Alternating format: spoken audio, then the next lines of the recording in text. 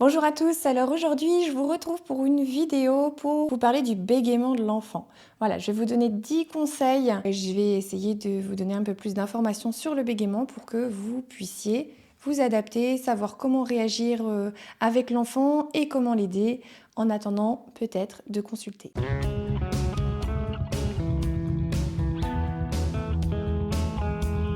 Alors déjà, la première chose à savoir, c'est que le bégaiement, ça peut arriver et ça ne va pas forcément rester. Voilà, chez généralement les trois quarts des enfants, il peut y avoir une période de bégaiement et c'est transitoire et ça finit par passer tout seul. Autour de, on va dire, entre 3 et 6 ans, voilà, ça arrive chez beaucoup d'enfants, mais ça finit par passer tout seul. Sauf que chez à peu près un enfant sur 4 qui bégaye, eh ben, ça va rester, ou ça risque de rester. Et donc en général, on dit que voilà, il faut savoir bien réagir, il faut savoir s'adapter, avoir les bons réflexes pour savoir quoi faire, consulter éventuellement, parce que l'objectif, ça va vraiment être de faire diminuer le bégaiement et disparaître le bégaiement le plus rapidement possible.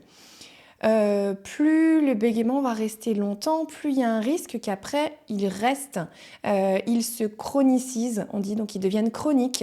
Et alors après, une fois que c'est installé, c'est un petit peu plus difficile d'aller faire sortir l'enfant du bégaiement. Donc l'objectif, c'est de se dire, voilà, dès qu'un enfant commence à bégayer, on intervient pour l'aider le plus rapidement possible et comme ça, le bégaiement ne s'installe pas et l'enfant voilà, a une parole fluide et il n'y a pas de souci au niveau du langage. Donc vraiment savoir réagir, prendre ça rapidement et intervenir pour pas que ça reste. Donc le bégaiement, c'est un problème au niveau de la fluidité de la parole, au niveau de la fluence. C'est-à-dire que la fluence ne se fait pas comme elle devrait. Donc l'enfant va avoir des blocages, soit des sons qui vont pas bien sortir, soit des syllabes qui vont être répétées plusieurs fois avant que le mot puisse sortir. Parfois, ça peut durer même quelques secondes, ça peut être vraiment long et du coup, ça peut vraiment impacter l'enfant, ça peut devenir vraiment une souffrance quand ça persiste trop longtemps ou quand ça impacte l'enfant. Donc c'est pour ça que c'est important d'y réagir rapidement. Donc le deuxième conseil que je vous donnerais, c'est d'observer les événements qui se sont produits dans la vie de l'enfant récemment, au moment de l'apparition du bégaiement. Est-ce qu'il peut y avoir un lien avec un événement? Ça arrive parfois que l'apparition d'un bégaiement soit liée à un changement au niveau de la vie de l'enfant, un événement particulier qui ferait que ça le travaille, voilà, ça lui pose des questions, peut-être ça l'inquiète. Il y a des enfants qui vont des fois se remettre à faire pipi au lit, il y a des enfants qui vont parfois développer de l'eczéma, et puis il y a des enfants qui vont se mettre à bégayer. Et parfois, ça peut être lié à un événement de vie, un déménagement, un décès, une séparation, une entrée à l'école, l'arrivée d'un petit frère ou d'une petite sœur. Voilà, est-ce qu'il y a quelque chose qui fait ça? Et si jamais vous l'observez, n'hésitez pas à en parler avec l'enfant, à le rassurer, à lui expliquer. Voilà, vous en parlez avec lui, vous lui demandez s'il a des questions et voilà, vous le rassurez, vous lui expliquez avec vos mots ce qui se passe et la situation.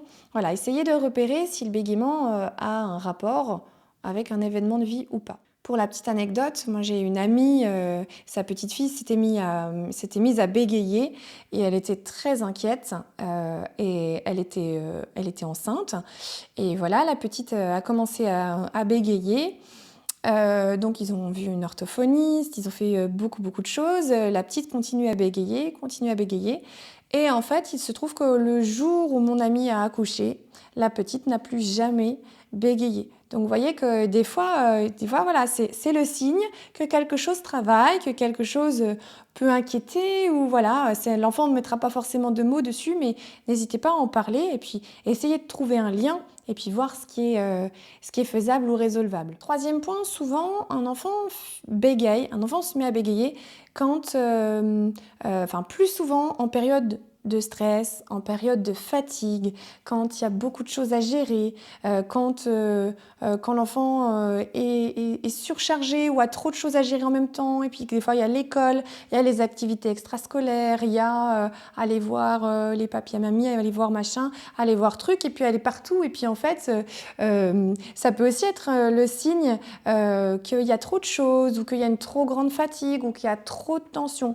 Donc essayez, quand un enfant se met à bégayer, on dit généralement qu'il faut essayer de diminuer les sources d'excitation, les tensions, la fatigue. Voilà, essayez d'apaiser un petit peu tout ça, retrouver un rythme un petit peu plus léger, un petit peu plus détendu. Voilà, bien favoriser le sommeil de l'enfant, qu'il puisse se reposer. Et voilà, essayer de faire qu'il y ait moins d'excitation et moins de fatigue. En parallèle de ça, c'est pareil, voilà, diminuer tout ce qui est pression temporelle et essayer de faire des journées plus calmes et essayer d'éviter les allez, dépêche-toi, on est en retard, vite, il faut y aller, voilà. Et puis du coup mettre le stress de pression temporelle à l'enfant. Et puis aussi tout ce qui est contrainte du quotidien. Attention, tiens-toi bien, dis merci, formule de politesse, et fais ci, et c'est comme ça, et pas autrement. Voilà, essayez dans cette période-là d'avoir un petit peu plus de souplesse. Je ne vous dis pas qu'il ne faut plus jamais demander à l'enfant de dire bonjour et merci. C'est juste que s'il y a beaucoup de bégaiement, eh bien, le merci, c'est pas grave s'il le dit pas. Il vaut mieux ne pas l'exiger, qu'il ne le dise pas, plutôt qu'il le dise avec une tension et que ce soit très compliqué pour lui de le sortir. Voilà. Vraiment, quand le bégaiement prend des grosses proportions, chaque mot peut être compliqué et peut être une souffrance. Donc, il y a un moment, on va dire, allez, tant pis, on relâche la pression. Même dire, tiens, si jamais l'enfant, mettons, il avait arrêté de prendre le pouce ou arrêté la tétine, vous aviez enlevé la tétine, voilà, ben peut-être dire, bon ok, en ce moment je vois que tu vas pas bien, je vois que y a des choses qui te travaillent, c'est un peu une souffrance de parler, ben dire, tiens, allez, tu peux reprendre la tétine, c'est temporaire et vous la réenlèverez dans 3 mois quand ce sera passé ou dans 6 mois, mais voilà, laisser l'objectif en fait, quand un enfant commence à bégayer, l'objectif principal, c'est de faire qu'il arrête de bégayer. Parce que, c'est ce que je vous disais avant, hein, si le bégaiement reste, il risque de rester des années et ça risque d'être une souffrance pour l'enfant. Donc on va vraiment faire tout ce qu'on peut pour faire disparaître ce bégaiement le plus vite possible, quitte à revenir sur des choses qui étaient acquises. Donc dire, ah, il n'avait pas de tétine, ben voilà, tant pis, on lui redonne une tétine. On était en train de forcer pour la propreté, bon bah tant pis, la propreté c'est pas la priorité, on lui laisse des couches. Voilà, on était à fond sur la politesse, machin. Bon bah tant pis, on lâche un peu prise en fait. C'est apprendre à lâcher prise parce que l'objectif, quand un enfant bégaye, c'est de faire disparaître son bégaiement. Alors, quand on parle à un enfant qui bégaye, on va essayer un maximum, nous, de parler avec une voix plus douce, avec un rythme plus lent et lui montrer que, en fait, le langage, c'est fluide, c'est doux, c'est agréable et on va essayer d'éviter de lui dire oui allez ah bah ok d'accord voilà, on va essayer d'éviter de lui parler de façon très très énergique et très très forte pour lui transmettre le côté doux de la parole. Voilà, on lui parle plus lentement, apaisé, et comme ça lui il va faire fonctionner ce qu'on appelle les neurones miroirs, c'est-à-dire qu'en fait, il voit qu'on est comme ça et du coup, il va faire comme nous, en fait. Quand on est énervé, la personne en face, elle a envie de s'énerver parce qu'elle voit que sur notre visage, voilà, et du coup, en fait, on s'adapte beaucoup à la personne en face et aux réactions des personnes en face de nous. Donc, si on lui insuffle du tout va bien et on est bien et on parle doucement, eh bien, lui, il va reprendre ça et il va aussi essayer de parler de la même façon. Voilà, on lui transmet ça. On essaye de se mettre à son niveau pour qu'il nous voit parler, pour que on soit vraiment en interaction, et on maintient le regard. On le regarde dans les yeux quand on lui parle. Quand il y a un bégaiement trop fort, qui prend trop de place, souvent il y a aussi une perte du contact visuel. C'est-à-dire que l'enfant, quand il bégaye, hop, il va... et en fait, le regard part. Et du coup, il est même plus avec l'interlocuteur en face. Il est dans la pression de faire sortir sa parole. Et du coup, vous, en vous mettant en face de lui, d'une voix apaisée, en le regardant, vous lui montrez la communication, c'est ça, et on est bien ensemble, et on parle ensemble. Et voilà, on se met au même niveau et on est vraiment en interaction. Il faut éviter aussi de lui demander de réfléchir avant de parler ou de lui dire « Attends, calme-toi, réfléchis à ce que tu veux dire, attends avant de parler, voilà, est-ce que tu es sûr que tu sais ce que tu veux me dire ?» Non, alors ça, il faut vraiment éviter. Pourquoi ? Parce que ça montre à l'enfant que ça le focalise sur la façon dont il dit les choses. Et du coup, en fait, il en oubliera même l'objectif principal. Quand on parle, on ne réfléchit pas à ce qu'on dit avant de parler, en fait. On parle parce qu'on a quelque chose à dire. Quand on dit à l'enfant arrête-toi et réfléchis à ce que tu veux dire, on casse la dynamique de la parole en fait, on casse l'interaction, on va le bloquer, on va se focaliser sur son bégaiement plutôt que sur ce qu'il a à dire. Alors que non, en fait, on n'a pas besoin de réfléchir avant de parler. On a quelque chose à dire, on le dit. Eh bien, l'enfant a quelque chose à dire, on l'écoute. Voilà. Et on se met à son niveau et on maintient le regard. Mais on ne lui dit pas, réfléchis avant de parler. Vraiment, l'objectif, c'est de maintenir une communication la plus dynamique possible, en fait. Hein. On est là, on parle, j'ai quelque chose à dire, je te le dis. Et j'ai pas besoin de réfléchir avant de parler. Ce qui est important, c'est ce qu'on a à dire, c'est pas la façon dont on le dit. On peut aussi lui parler de son bégaiement, lui dire... le bégaiement, ça ne doit pas être un tabou, hein. Vraiment, c'est une étape de sa vie, c'est quelque chose qui se passe et qui est important pour lui. Et donc lui dire qu'on a bien remarqué que c'était dur pour lui parfois de dire les mots et qu'est-ce qu'il en pense, lui. Est-ce que lui, ça le gêne ? Il y a des enfants que ça gêne, pour qui c'est en train de devenir une souffrance, mais il y a des enfants que ça gêne pas du tout, en fait. Et donc voilà, échanger avec lui par rapport à ça, lui dire qu'on a bien entendu, qu'on va l'aider et que nous, voilà, on va tout faire pour l'aider, pour que sa parole sorte bien. Donc ça ne doit pas être un tabou. On doit pouvoir, à des moments donnés, parler du bégaiement, lui dire qu'on a entendu et qu'on va faire tout ce qu'il faut pour l'aider. Un autre conseil aussi, qui rejoint un petit peu des choses que je vous ai déjà dites, mais c'est prendre du temps rien qu'avec l'enfant pour passer un moment de communication à deux, un moment d'échange à deux. Ça peut être avec un jeu, avec un livre, mais ça doit vraiment être un moment calme où vous n'êtes concentré que sur l'interaction avec lui. Vous êtes ensemble au même niveau, vous parlez, vous prenez un livre, vous regardez le livre ensemble, vous racontez. Il n'y a pas d'exigence, il n'y a pas de demande particulière, il n'y a pas de besoin, c'est juste on prend plaisir à être ensemble au calme, on prend des temps comme ça un petit peu tous les jours. Ça va permettre un petit peu tout ce que je vous ai déjà dit, ça va permettre de diminuer la pression, ça va vous permettre d'avoir des temps d'interaction privilégiés avec lui. Parfois, quand il y a du bégaiement qu'il y a des frères et sœurs, ça peut être compliqué à gérer parce que voilà, les frères et sœurs ils veulent prendre la parole les premiers, enfin voilà, c'est parfois difficile. Donc là, c'est un temps où vraiment vous êtes qu'avec lui. Il n'y a personne, vous êtes au calme et vous êtes en interaction tous les deux. Et voilà, renforcez votre confiance, la confiance à l'enfant et prenez du temps pour être ensemble. C'est important parce que quand on est pris dans les rythmes de nos vies, on n'a pas toujours le temps.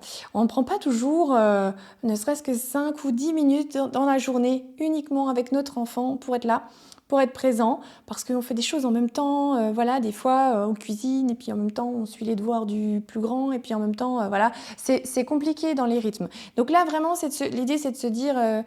L'enfant bégaye, il a besoin d'une attention particulière, il a besoin d'être d'être accompagné, d'être protégé. Et donc, on prend ces temps-là un petit peu tous les jours pour être ensemble et pour bien communiquer ensemble. On se regarde dans les yeux, on se parle avec une voix douce et on est bien. L'avant-dernier point, c'est un petit peu un point logique, mais je préfère quand même le dire. Évitez tout ce qui est moquerie ou tout ce qui est appel à la volonté. Mais fais donc un effort, hein. Non, ça, c'est pas du tout... Enfin, je veux dire, jamais personne ne fera exprès de bégayer. Jamais personne, juste en faisant un effort, pourra arrêter de bégayer. Ça, c'est faux. Surtout, évitez les moqueries. Faites attention, essayez de faire attention à l'environnement de l'enfant. Évitez les moqueries même au sein de la famille, entre frères et sœurs. Et voilà. Et attention aux remarques, aux pics, de toute façon, lui, il bégaye. Voilà, faites vraiment attention parce qu'un enfant qui bégaye, il est en période de fragilité et donc on le protège et on fait vraiment attention à pas le dénigrer par rapport à ça. C'est pas de sa faute, on va l'aider. Voilà, donc on est tolérant, bienveillant, on va l'aider, on fait attention qu'il n'ait pas de moquerie à l'école, qu'il n'ait pas de moquerie, je sais pas, chez la nounou, ou voilà. Et du coup, ça m'en amène au dernier point. Le dernier point, c'est parler du bégaiement avec les personnes qui gravitent autour de l'enfant. Parler du bégaiement avec l'enseignante pour savoir s'il bégaye à l'école ou pas, donner-lui 2-3 conseils, parler avec la nounou, avec les grands-parents, avec voilà, toutes les personnes qui sont autour de l'enfant. Vous leur expliquez, vous leur donnez des infos, vous leur donnez des liens vers cette vidéo, vers d'autres vidéos. Il y a beaucoup de choses qui sont faites, des dépliants qui sont faits par l'association Parole Bégaiement. Je vous mettrai le lien juste en dessous dans la description. Vous avez des documents qui sont faits, qui sont élaborés pour expliquer le bégaiement et pour expliquer ce qu'on peut faire pour aider un enfant qui a un bégaiement. Et donc voilà, l'objectif, c'est que vous, parents, vous pouvez agir, mais l'entourage aussi peut agir. Et si tout le monde réagit de la même façon et accompagne l'enfant au mieux, en fait, on a beaucoup plus de chances que ça s'arrête et que ça ne persiste pas. Voilà. Et du coup, je reprends ce que je vous disais au début. Si c'est une petite période transitoire et que c'est pas grand-chose, voilà, ça peut passer tout seul. Si vous sentez vraiment qu'il commence à y avoir une souffrance, que ça commence à être compliqué, si vous trouvez-vous que ça dure quand même, surtout allez consulter un orthophoniste. N'attendez pas. Le bégaiement, ça fait partie des urgences en orthophonie. On n'a pas énormément d'urgence, mais le bégaiement en général, quand c'est possible en orthophonie, nous on essaye de le prendre rapidement pour pas que ça dure. Alors quand je dis rapidement, tout dépend des cabinets et des situations au niveau de la démographie des orthophonistes, parce qu'il y a des endroits en France où c'est compliqué. Mais voilà, essayez de trouver assez rapidement une place auprès d'un orthophoniste qui va pouvoir vous accompagner, vous, spécifiquement, selon votre situation, votre famille, et voilà, qui va vous donner des conseils beaucoup plus précis. Moi, je suis restée assez vague dans cette liste de conseils, même si je pense que vous avez déjà de quoi faire. Mais après, voilà, vous aurez un accompagnement avec un orthophoniste, et puis l'orthophoniste pourra aussi travailler certaines choses avec votre enfant, de la détente, des exercices, enfin, vous proposera tout un suivi. Donc, les conseils que je vous donne là, c'est des conseils globaux, ça peut aider à faire passer, mais si vous sentez que ça dure et si ça devient compliqué et une souffrance, vraiment, vraiment, n'attendez pas. Il vaut mieux avoir consulté et puis qu'au final, au bout de 2-3 semaines, hop, ce soit fini, plutôt que d'attendre et puis de se dire mais mince, si seulement on y était allé avant, parce que là ça devient vraiment compliqué, le pauvre il est vraiment mal, il souffre, et nous pour nous c'est compliqué aussi en tant que parents. Donc voilà, allez consulter, n'hésitez pas, et puis dites-moi si vous avez des questions, n'hésitez pas à vous abonner à la chaîne et je vous dis à bientôt pour une nouvelle vidéo.